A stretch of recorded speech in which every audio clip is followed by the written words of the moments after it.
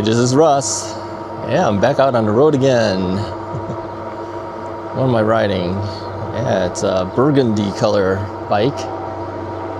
The Magicycle Ocelot Pro 2.0.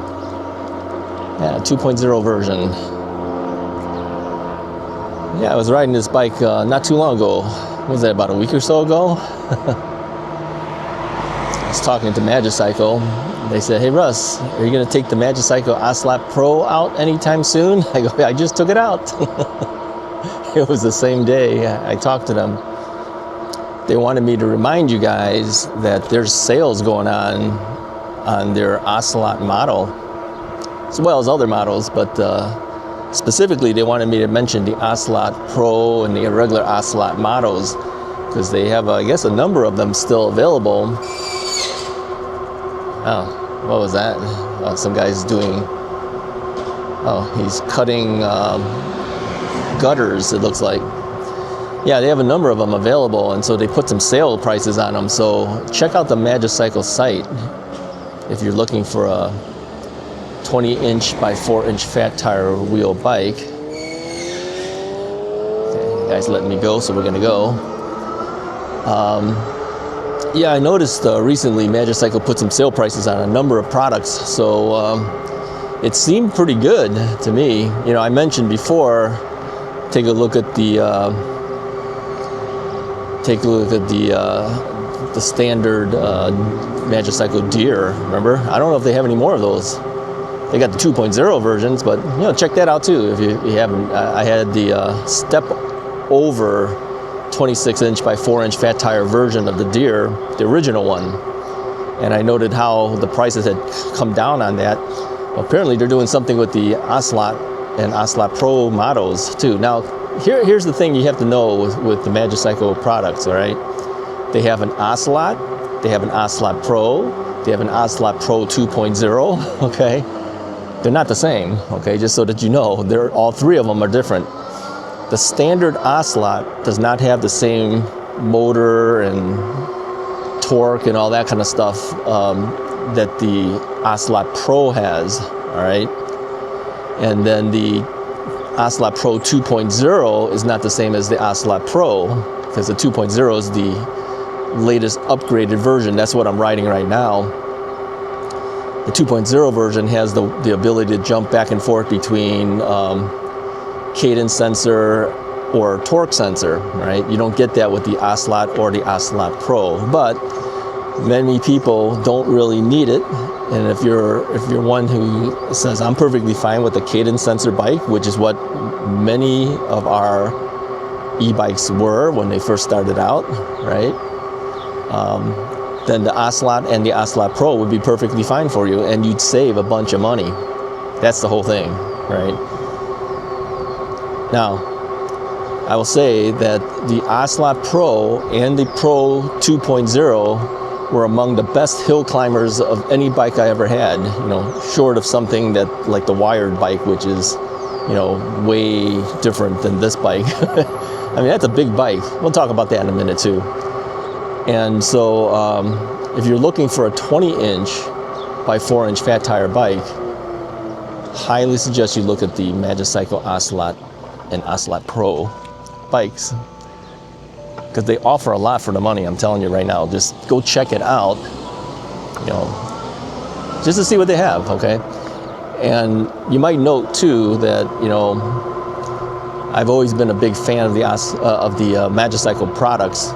I've kept most of my bikes for the longest times. I finally decided to let some of them go because I've had them for so long. I had to clear space. I've been saying that for a long time. I have to clear space.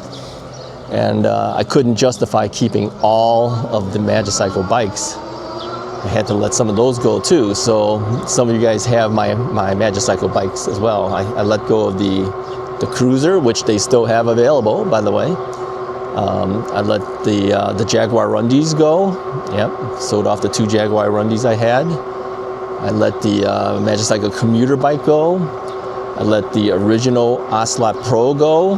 I let the Magicycle Deer 20, which some call the Mini Deer or Deer Mini, right? I let that one go.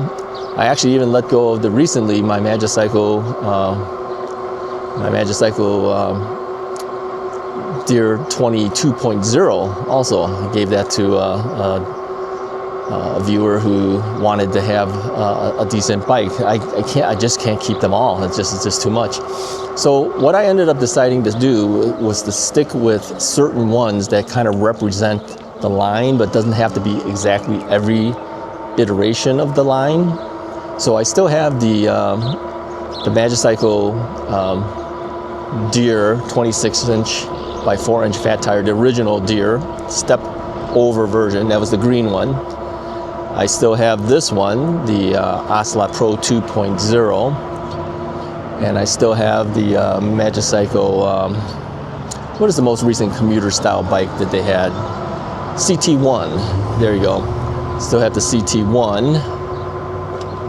So yeah, I kind of broke them down to those bikes to hang on to that kind of help represent the Magicycle line. But you know, I've had Magicycle stuff for now. It's on the 4th year, so I said I have to let some of it go. I can't keep them forever. Plus, other company products have come in and things too. So it's just something we do. It's just something most reviewers will have to let stuff go. They just can't keep them all. There's just no way to do it. Would have liked to keep them all. Actually, I liked all their products. Their products are always actually pretty good. Somebody asked me recently, don't you feel a little too big for the Ocelot and Ocelot Pro series? Because I'm 5'10". You know, I go, no, I don't feel too big. I have a number of 20-inch by 4-inch fat tire bikes. I mean, if you see me on a big bike, yeah, I look perfectly fine on it.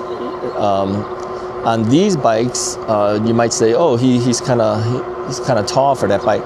Not really. I mean, as you know, I like full leg extension, and Magicycle had given me a couple of the Suntour NCX suspension seat posts. So what I did is I took the suspension seat post and put it on this bike. I have a Bikeroo saddle on this bike as well, and the combination of the two brings me to the absolute perfect leg extension for me. I have about a 30.5 to 31 inch inseam, and I get pretty good leg extension for it. Not that I'm pedaling now, because I'm not. I've been throttling this whole time. I've been throttling the whole time and using cruise control. Yeah, being lazy again. I'll pedal on the way back home. Usually when you don't see me going where I'm not pedaling, I usually try to pedal on the way back a little bit. But yeah, I'm using cruise control. Cruise control is kind of convenient. Yeah, all you have to do is hold the throttle down for about 8 seconds or so, and when you let go, it stays at that speed. And then to cancel cruise control, all you have to do is either pedal forward or touch the brakes. That'll cancel it, okay? Is there a way to turn off cruise control? I think there is in the more recent versions. I don't know about the older series, but the more recent versions, there's a thing that's called pace in the advanced settings. Now, if you've ever seen the video I made for the advanced settings of the Magicycle display screen, many people have seen it because it's still going strong. A lot of people watch that video.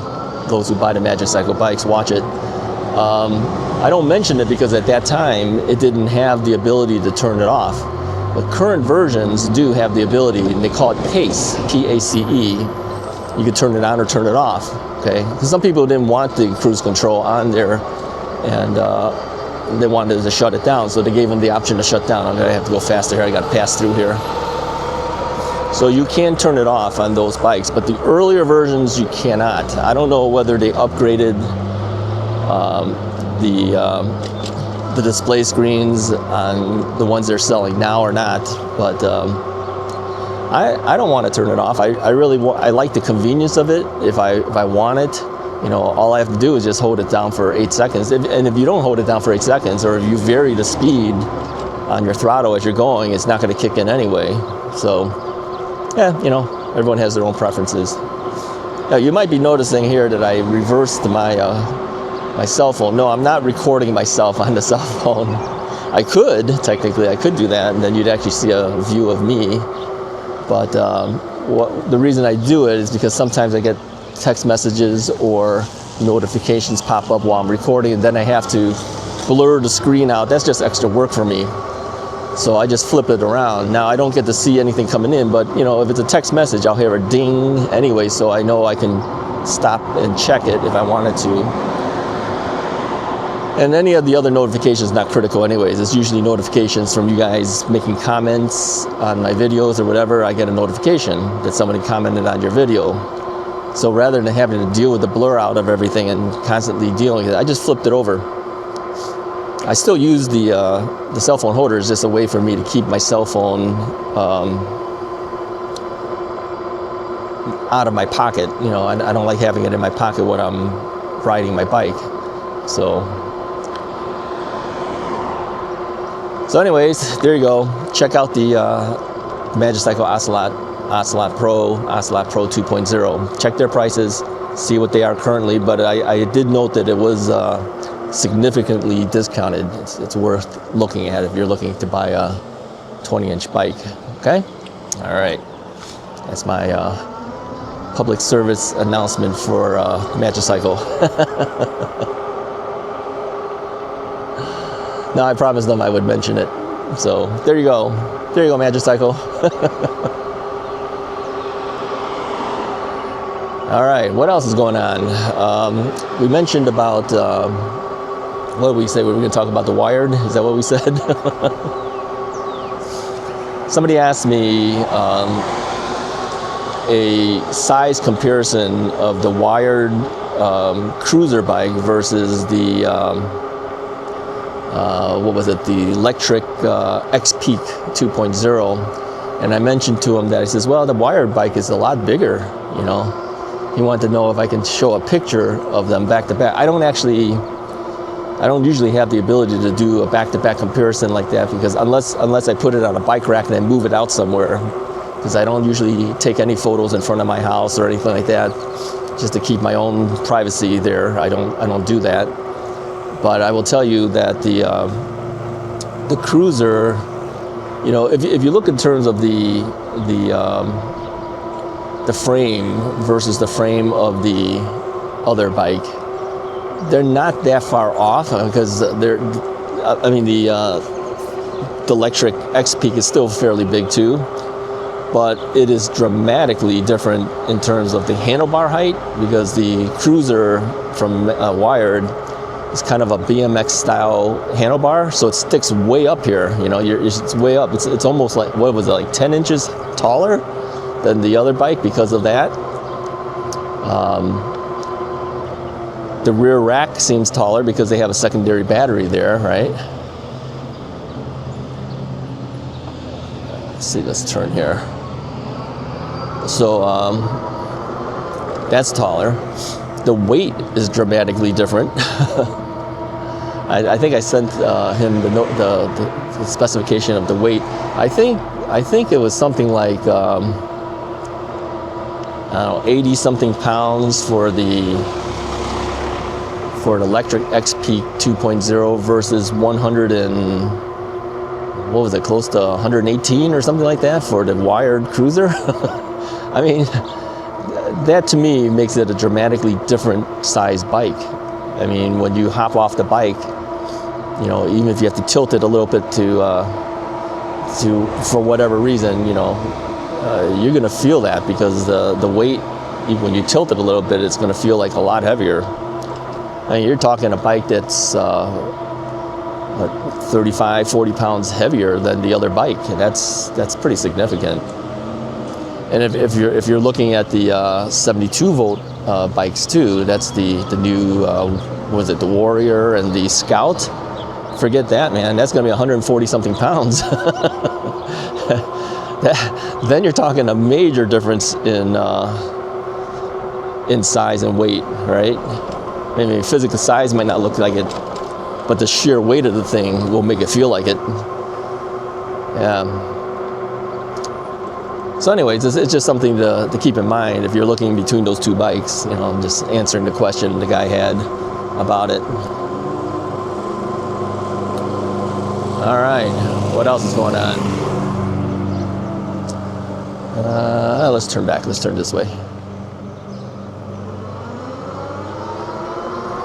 Well, today is a little cooler. It's about 64 degrees as I left the house, and I still have my sweatshirt on. Got my yellow safety vest on. Got long pants on. Got gloves on. Helmet on. But yeah, I can feel the wind hit me. It's not quite as windy as some other days, but I can feel it as you move forward. Now, recently we went to visit my nephew, my nephew's home during Memorial Day. He doesn't live that far from us, you know, just a town or so over. Mrs. Wright was asking, well, maybe we should just take the bikes. I go, no. I don't know, I think it was about the same temperature. It was like maybe around 64, 65, something like that. Because maybe we can take the bikes. I go, no, it's a little windy today. He says, you may not think so, that it's not so bad now, but if you ride that distance, you're gonna say, wow, is it cold? Yeah, it's the wind that gets you. You know, it's not the ambient temperature only. So yeah, we didn't ride the bikes. Had to drive it.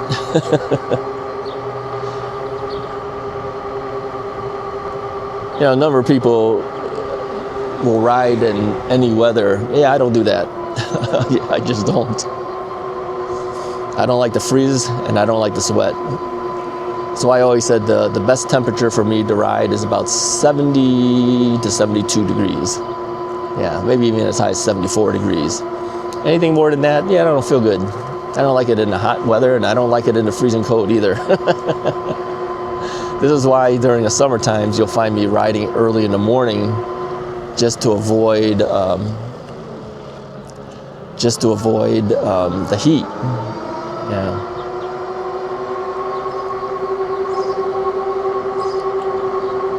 All right. Any other goodies I have for you guys?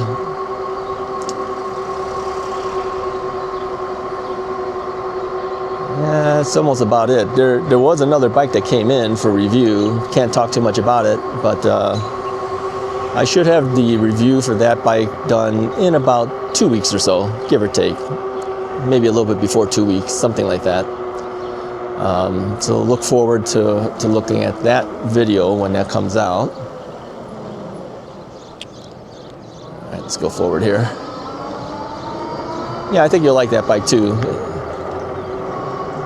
It's kind of an interesting bike. So anyway, some people have been asking me, have you noticed any major differences with the tariffs affecting the bike prices? Yeah, a little bit. Yeah, prices have gone up a little bit.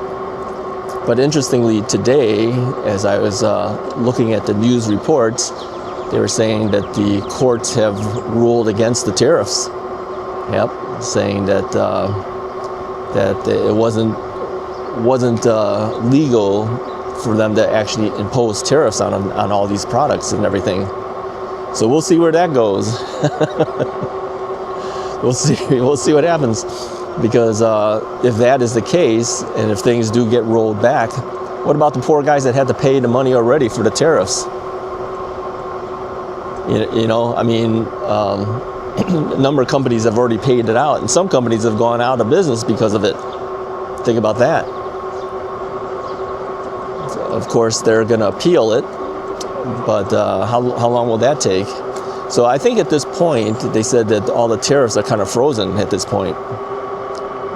So unless the tariffs have already hit some of the companies where they've already paid the tariffs, and then they have to transfer that to you as the consumer, these You see these things? Two squirrels, they didn't want to move. They were just standing in the road.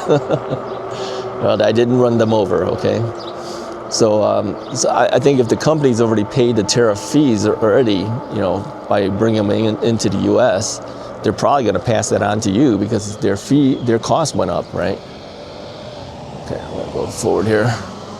So if their cost has gone up, they're probably going to transfer it to you. So, but now, if the tariffs go away, will the prices come back down? Now that's a good question.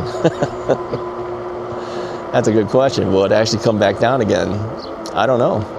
You know, as we see in a lot of products, once prices go up, it's kind of very hard for them to bring it back down because people are used to the higher price. They don't want to bring it back down. This is the problem, right? So anyways, I've avoided as much as I can talking about tariffs and things like that, but you know, just seeing it today, saying that, you know, all of this stuff is now frozen, how's that going to affect the e-bike industry? I don't know.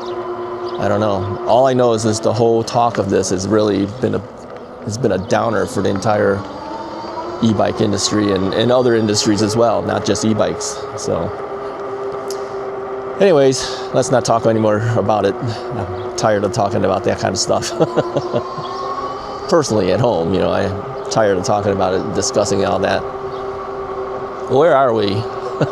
I made the turn. I figure I'm heading back. I don't think I've ever been down this road before. That's another problem I have. As you know, I get talking, I turn, I don't really notice where I'm going, and then I just go in circles here. Well, I'm sure it lets me out somewhere. So yeah, in the meantime, like I said, with the Magicycle stuff, I don't think that's been hit with the tariff things. They mentioned at one time that they were going to raise their prices, but I hadn't seen it. I think they're watching and seeing what's happening too. A lot of companies are. I don't think they changed the pricing on it. In fact, they dropped the prices on, like I said, on the Ocelot series. They've dropped some of the prices on this stuff. So let me just say, get it while you can. All right, get it while you can, because it's going to save you money now. All right, where are we? Oh, how did we end up on this road? How did we end up over here? All right, well, let's just go. All right, that's about all I have for you guys for today. I just wanted to get out on the bike. Let's start pedaling a little bit now. Get out on the bike, let you guys know about some of the sales going on with Magicycle. And hopefully some of you guys can take advantage of those sale prices. Hey, if you like the video, go ahead and hit the like button. Hit the subscribe button if you haven't already done so. Talk to you guys next time.